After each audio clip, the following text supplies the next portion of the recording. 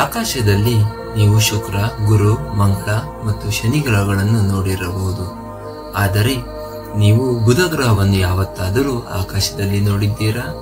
ನೋಡಿದ್ದರೆ ಅದನ್ನು ಆಕಾಶದಲ್ಲಿ ಹುಡುಕುವುದು ಮತ್ತು ನೋಡುವುದು ಎಷ್ಟು ಕಷ್ಟಕರ ಮತ್ತು ಅಪರೂಪ ಎಂದು ಗೊತ್ತಿರುತ್ತದೆ.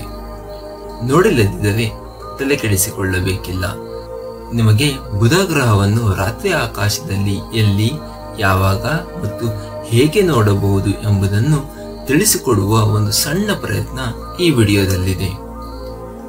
ನಿಮಗೆ ಖಗೋಳಶಾಸ್ತ್ರದಲ್ಲಿ ಅಂದರೆ ಆಸ್ಟ್ರಾನಮಿಯಲ್ಲಿ ಆಸಕ್ತಿ ಇದ್ದರೆ ಅಥವಾ ರಾತ್ರಿ ಆಕಾಶವನ್ನು ನೋಡಿ ನಿಮಗೂ ಇಂತಹ ಪ್ರಶ್ನೆಗಳು ಮೂಡಿದ್ದರೆ ನಮ್ಮ ಆಸ್ಟ್ರಾನಮಿ ಸೀರೀಸ್ ಅಲ್ಲಿ ಒಂದೊಂದಾಗಿ ಅವುಗಳಿಗೆ ಉತ್ತರಿಸುತ್ತಾ ಹೋಗುತ್ತೇವೆ. ಬುಧ ಗ್ರಹ ಸೌರಮಂಡಲದಲ್ಲಿನ ಅತಿ ಚಿಕ್ಕ ಗ್ರಹ ಮತ್ತು ಸೂರ್ಯನಿಗೆ ಅತ್ಯಂತ ಹತ್ತಿರವಿರುವ ಗ್ರಹವಾಗಿದೆ. ಬುಧ ಗ್ರಹದ ಮೇಲೆ 1 ವರ್ಷ ಅಂದರೆ ಸೂರ್ಯನ ಸುತ್ತ ಒಂದು ಸಂಪೂರ್ಣ ಪರಿಭ್ರಮಣಕ್ಕೆ ತೆಗೆದುಕೊಳ್ಳುವ ಅವಧಿ ಅದು ಕೇವಲ 88 ಭೂಮಿಯ ದಿನಗಳು. ಅಂದರೆ ಭೂಮಿಯಲ್ಲಿ 1 ವರ್ಷವಾದಾಗ ಬುಧ ಗ್ರಹದಲ್ಲಿ ಸುಮಾರು 4 ವರ್ಷಗಳಾಗಿರುತ್ತವೆ. ಇನ್ನೊಂದು ಅರ್ಥದಲ್ಲಿ ಭೂಮಿಯು ಸೂರ್ಯನ ಸುತ್ತ ತನ್ನ ಕಕ್ಷೆಯಲ್ಲಿ 1 ಸುತ್ತು ಪೂರ್ಣಗೊಳಿಸಿದಾಗ ಬುಧ ಗ್ರಹವು ಸೂರ್ಯನ ಸುತ್ತ 4 ಸುತ್ತುಗಳನ್ನು ಪೂರ್ಣಗೊಳಿಸಿರುತ್ತದೆ. ಬುಧ ಗ್ರಹದಲ್ಲಿ ವಾತಾವರಣವಿಲ್ಲ. ಇದರಿಂದ ತಾಪಮಾನದಲ್ಲಿ ತೀವ್ರ ಬದಲಾವಣೆಗಳು ಆಗುತ್ತಿರುತ್ತವೆ. ರಾತ್ರಿ ವೇಳೆ ತಾಪಮಾನ -180 ಡಿಗ್ರಿ ಸೆಲ್ಸಿಯಸ್ಗೆ ಇಳಿಯಬಹುದು. ಹಗಲು ವೇಳೆಯಲ್ಲಿ ತಾಪಮಾನ 430 ಡಿಗ್ರಿ ಸೆಲ್ಸಿಯಸ್ಗೆ ಏರಬಹುದು. -180 ಡಿಗ್ರಿ ಸೆಲ್ಸಿಯಸ್ ಅಂದರೆ ನಾವು ಉಸಿರಾಡುವ ಆಮ್ಲಜನಕ, ಆ ಆಮ್ಲಜನಕವನ್ನು ದ್ರವೀಕರಿಸಬಹುದು.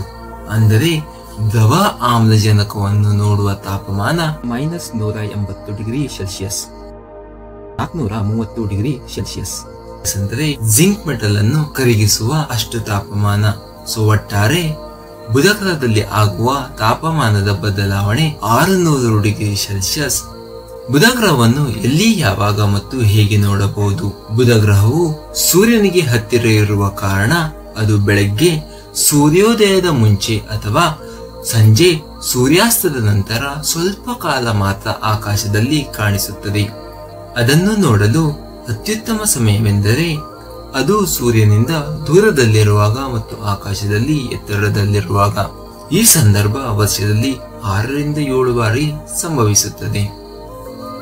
ಈ ವರ್ಷ ಮಾರ್ಚ್ 1 ರಿಂದ ಮಾರ್ಚ್ 14ರವರೆಗೆ ಬುಧ ಗ್ರಹವು ಸೂರ್ಯಾಸ್ತದ ನಂತರ ಕನಿಷ್ಠ 1 ಗಂಟೆ ಆಕಾಶದಲ್ಲಿ ಕಾಣಿಸಿಕೊಳ್ಳುತ್ತದೆ. ಅತ್ಯುತ್ತಮ ವೀಕ್ಷಣಾ ದಿನ ಎಂದರೆ ಮಾರ್ಚ್ 7, ಏಕೆಂದರೆ ಮಾರ್ಚ್ 7ರಂದು ಬುಧ ಗ್ರಹವು ಆಕಾಶದಲ್ಲಿ ಅತಿ ಎತ್ತರದಲ್ಲಿರುತ್ತದೆ. ಬುಧ ಗ್ರಹದ ವೀಕ್ಷಣೆಗೆ ಸರಿಯಾದ ಸ್ಥಳವನ್ನು ಹೇಗೆ ಆಯ್ಕೆ ಮಾಡಬೇಕು? ಸ್ಥಳವು ಬುಧ ಗ್ರಹದ ವೀಕ್ಷಣೆಗೆ ಪ್ರಮುಖ ಪಾತ್ರ ವಹಿಸುತ್ತದೆ. ನಗರದಲ್ಲಿ ಬೆಳಕಿನ ಮಾಲಿನ್ಯ ಹೆಚ್ಚು ಇರುವ ಕಾರಣ ಟೆಲಿಸ್ಕೋಪ್ ಅಥವಾ ಬೈನಾಕ್ಯುಲರ್ಗಳನ್ನು ಬಳಸಿ ನೋಡಬಹುದು. ಬೆಳಕಿನ ಮಾಲಿನ್ಯ ಅಂದರೆ ಲೈಟ್ ಪೊಲ್ಯೂಷನ್. ಗ್ರಾಮಾಂತರ ಪ್ರದೇಶಗಳಲ್ಲಿ ಅಂದರೆ ನಗದು ಬೆಳಕಿನಿಂದ ಕನಿಷ್ಠ 25 ಕಿಲೋಮೀಟರ್ ದೂರದಲ್ಲಿರುವ ಸ್ಥಳದ ಆಯ್ಕೆ ಮಾಡಿ. ಮಾನವ ನಿರ್ಮಿತ ಬೆಳಕು ಇಲ್ಲದಿರುವ ಹಾಗೆ ನೋಡಿಕೊಳ್ಳಿ. ಅತ್ಯುತ್ತಮ ಸ್ಥಳಗಳ ಆಯ್ಕೆ: ಸೂರ್ಯೋದಯ ಅಥವಾ ಸೂರ್ಯಾಸ್ತದ ಕಡೆಗೆ ಯಾವುದೇ ಅಡೆತಡೆಗಳಿಲ್ಲದ ಎತ್ತರದ ಪ್ರದೇಶಗಳು ಅಂದರೆ ಬೆಟ್ಟ ಗುಡ್ಡಗಳು, ಮನೆಯ ಛಾವಣಿ. ಇದರ ಜೊತೆಗೆ ಕಡಲ ತೀರಗಳು ಅಥವಾ ಸಮತಟ್ಟಾದ ಮೈದಾನಗಳು. ಇದರ ಜೊತೆಗೆ ಆಕಾಶ ಮೋಡಗಳಿಂದ ಮುಕ್ತವಾಗಿರಬೇಕು. ಇಲ್ಲದಿದ್ದರೆ ನಮಗೆ ಬುಧ ಗ್ರಹ ನೋಡಲು ಕಷ್ಟವಾಗಬಹುದು. ಯಶಸ್ವಿ ವೀಕ್ಷಣೆಗಾಗಿ ಸಲಹೆಗಳು: ನೀವು ಪ್ಲೇಸ್ಟೋರಿನಲ್ಲಿ ಸಿಗುವ ಸ್ಟೆಲಾರಿಯಂ, ಸ್ಟಾರ್ ವಾಕ್ ಮತ್ತು ಸ್ಟಾರ್ ಚಾರ್ಟ್ ಮುಂತಾದ ಖಗೋಳ ಎಂದರೆ ಆಸ್ಟ್ರಾನಮಿ ಆಪ್ ಗಳನ್ನು ಬಳಕೆ ಮಾಡಬಹುದು. ವೀಕ್ಷಣೆಗೆ ಮೊದಲು ಪ್ರಕಾಶಮಾನ ಪರದೆಯಿಂದ ದೂರವಿರಿ. ಅಂದರೆ ಯಾವುದೇ ಮೊಬೈಲ್ ಅಥವಾ ಟಿವಿ ಡಿಸ್ಪ್ಲೇ ಅಥವಾ ಹೆಚ್ಚು ಬೆಳಕಿರುವ ವಸ್ತುಗಳಿಂದ ದೂರವಿರಿ. ಇದರಿಂದ ಕತ್ತಲಿನಲ್ಲಿ ನೋಡುವ ದೃಷ್ಟಿ ಉತ್ತಮವಾಗಿರುತ್ತದೆ. ನಿಮ್ಮ ಪ್ರದೇಶದಲ್ಲಿ ಬೆಳಕಿನ ಮಾಲಿನ್ಯ ಅಂದರೆ ಲೈಟ್ ಪೊಲ್ಯೂಷನ್ ಇರುವುದಾದರೆ ಟೆಲಿಸ್ಕೋಪ್ ಅಥವಾ ಬೈನಾಕ್ಯುಲರ್ಗಳನ್ನು ಬಳಸಿ ಸ್ಪಷ್ಟ ವೀಕ್ಷಣೆ ಮಾಡಬಹುದು. ಆದರೆ ಬೆಳಕಿನ ಮಾಲಿನ್ಯ ಇಲ್ಲದೆ ಇದ್ದರೆ ನೀವು ಬುಧ ಗ್ರಹವನ್ನು ಬರಿಗಣ್ಣಿನಲ್ಲಿ ನೋಡಬಹುದು. ಸಂಕ್ಷಿಪ್ತವಾಗಿ ಹೇಳುವುದಾದರೆ ಬುಧ ಗ್ರಹವನ್ನು ನೋಡುವುದು ಅಪರೂಪವೆನಿಸಿದರೂ ಅದು ಸವಾಲಿನ ವಿಷಯವಾಗಿದೆ.